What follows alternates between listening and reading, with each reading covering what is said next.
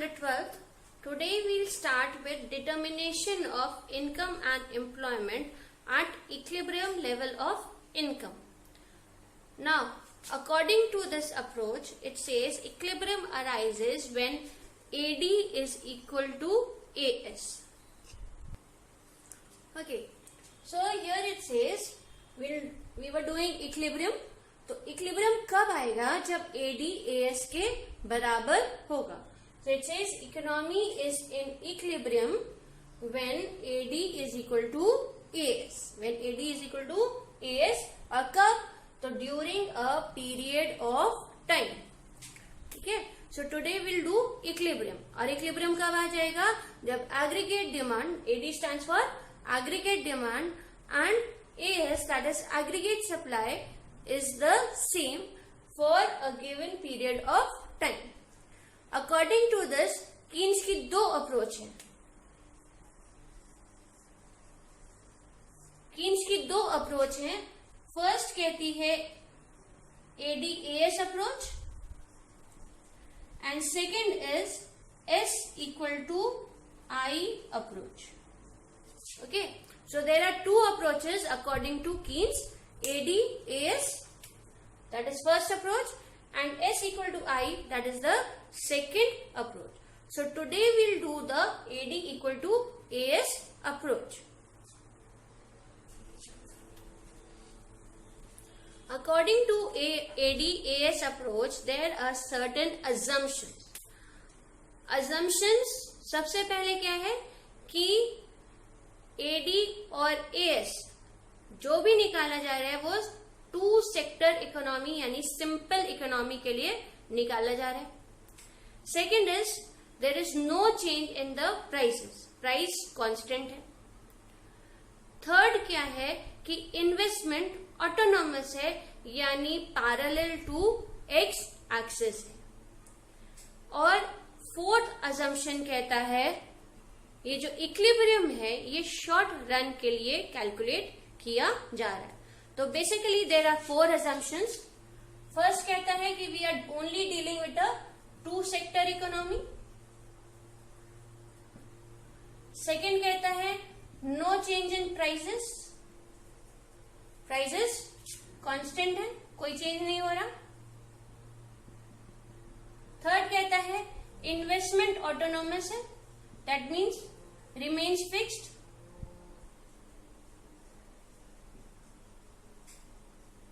और फोर्थ कहता है कि short run, we are dealing with only short run, short run of time के लिए जहां पे बाकी फैक्टर्स फिक्स्ड होते हैं, सिर्फ एक वेरिएबल होता है, हम सिर्फ उसकी बात कर रहे हैं.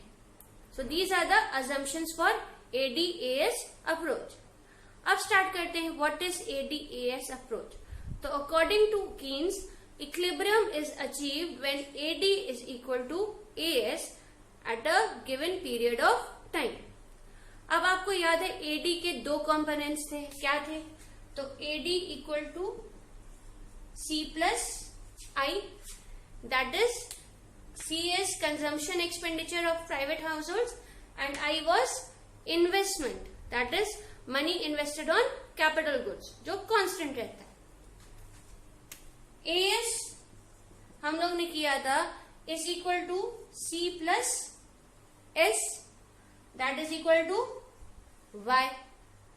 तो कीन्स के अकॉर्डिंग AS AD अप्रोच में इक्विलिब्रियम कब आता है? When AD is equal to AS, that means C plus I is equal to C plus S is equal to Y. अब इसको हम लोग एक शेड्यूल से चेक करते हैं. Now if you see this example, y दिया है 200, 300, 400, 500, 600 और 700. कंजम्पशन दिया है 220, 300, 380, 460, 540 एंड 620. I क्योंकि कांस्टेंट होता है 40, 40, 40. अब हमें इक्विलिब्रियम निकालना है यूजिंग AD-AS अप्रोच. तो सबसे पहले हम S निकालेंगे. S कैसे निकालते हैं? तो Y minus C, 200 minus 220 that is minus 20, 300 minus 300 that is 0.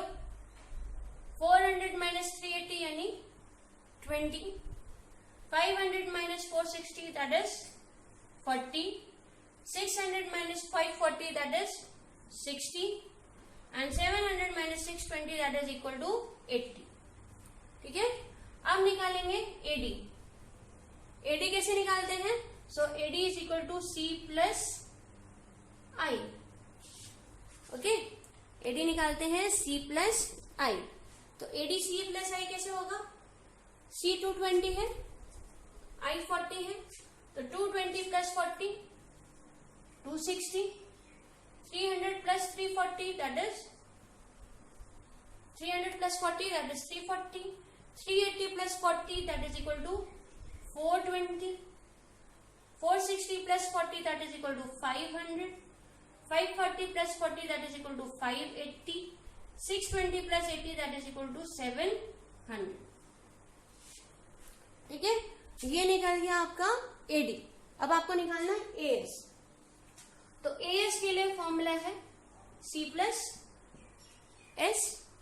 ठीक है, तो C प्लस S कैसे निकालेंगे? तो आपको पता है C दिया है, S दिया है, C दिया है, S आपने निकाला था.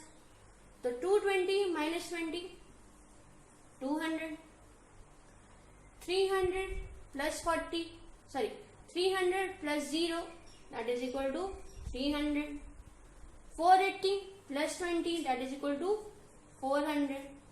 460 plus 40 that is equal to 500. 540 plus 60 तो 600. 620 plus 80 तो 700. ठीक है, ये हो गया. अब क्या निकालना है? AD इक्वल टू AS ढूंढना है. तो AD इक्वल टू AS कहाँ पे है? तो इस लेवल पे है. तो at this level AD is equal to AS, यानी ये हमारा इक्विलिब्रियम है. इक्विलिब्रियम कब आता है? जब इनकम लेवल 500. ओके, उसके बाद इन पोजीशंस पे AD ग्रेटर है AS से, so AD is greater than AS. और इस पोजीशन पे क्या है? AD is less than AS. तो इक्विलिब्रियम कब आता है? At 500 level of income. तो ये शेड्यूल है जिससे हम AD इक्वल टू AS दिखा सकते हैं. ना हम एक कर्व बना के उसको देखेंगे. Okay, now with the help of a graph will show AD equal to AS. तो OY एक्सिस पे हम शो करेंगे AD यानी C plus I. OX axis पे शो करेंगे income, output and employment. AS 45 degree पे जाता है, that is AS is equal to Y. AD कभी भी 0 से स्टार्ट नहीं होता क्योंकि C कभी 0 नहीं होता. तो ये स्टार्ट हुआ पॉइंट M से. ये पॉजिटिवली स्लोप है, यानी इनकम बढ़ती जाती है, वैसे वैसे वो भी बढ़ते जाता है. तो जहां पे इंटरसेक्ट करेगा that is equilibrium corresponding to OY0 level of income. Equilibrium कब आ रहा है? जब OY0 level of income है. इससे पहले AD ग्रेटर है AS से, so AD is greater than AS. इस पॉइंट के बाद यहां पे क्या है? AD is less than AS, यानी इक्विलिब्रियम नहीं है. ओके, तो हम लोग ने टेबल से AD इक्वल टू AS कर लिया. अब हमने ग्राफ से भी AD इक्वल टू AS कर लिया. अब करते हैं कि क्या इक्विलिब्रियम सिर्फ AD इक्वल टू AS पे हो सकता है? उससे पहले क्यों नहीं होगा और उसके बाद क्यों नहीं होगा? Okay, when AD is greater than AS क्या हो रहा है? लोग बहुत डिमांड कर रहे हैं, उनकी डिमांड्स ज्यादा है. इसका मतलब उतनी डिमांड्स हैं कि हमारा सामान फटाफट बिकते जा रहा है. यानी हमारी इन्वेंट्री जो है, जो हमारा स्टॉक है, वो क्या हो जा रहा है? रिड्यूस हो रहा है. हमारा इन्वेंट्री, हमारा स्टॉक रिड्यूस हो रहा है. और इस रिड्यूस को पूरा करने के लिए फर्म्स क्या करेंगी? प्रोडक्शन को इंक्रीज करेंगी. प्रोडक्शन बढ़ना है तो इसका मतलब क्या है? प्रोडक्शन बढ़ाना है, इसका मतलब ज्यादा लोगों को नौकरी मिलेगी, सो एम्प्लॉयमेंट भी इंक्रीज करेगा। तो इसका फाइनल रिजल्ट क्या होगा कि employment increases and output increases. कब? जब एडी एएस से ज्यादा है, because consumers are demanding more, so inventories fall short हो रही हैं और उसको पूरा करने के लिए प्रोड्यूसर्स को ज्यादा प्रोडक्शन करना है, which means more employment and more output. On the contrary, ये कब तक चलेगा? जब तक इक्विलिब्रियम नहीं आ जाता। ऑन द कॉन्ट्ररी, अगर एडी एएस से कम है तो क्या होगा? इसका मतलब लोग डिमांड नहीं कर रहे, लोग सामान खरीद नहीं रहे, कम खरीद रहे हैं। तो कम खरीद रहे हैं तो हमारा सामान जो गोडाउन में है वो पड़ा ही हुआ है। तो क्या हो रहा है? इन्वेंट्री इंक्रीज्ड है क्योंकि बिक ही नहीं पा रही, हमारे स्टॉक्स पाइल्ड अप है। तो उसको मैनेज करने के लिए क्या करना पड़ेगा? प्रोडक्शन को